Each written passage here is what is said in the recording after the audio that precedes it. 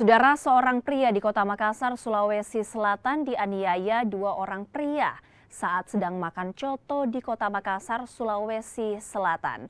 Aksi penganiayaan ini pun terekam kamera pemantau CCTV. Pria ini hanya bisa berdiri tidak berdaya saat dianiaya dua pemuda. Selain itu, seorang wanita yang merupakan rekan korban juga terkena pukulan lantaran berusaha melindungi korban.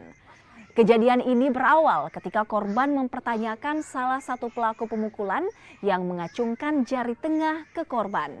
Bukannya jawaban yang diterima, korban langsung dianiaya oleh kedua pelaku. Polisi yang menerima laporan langsung melakukan penyelidikan termasuk memeriksa hasil rekaman CCTV. Polisi kemudian berhasil menangkap kedua pelaku. Kedua pelaku mengaku saat kejadian dalam pengaruh minuman keras.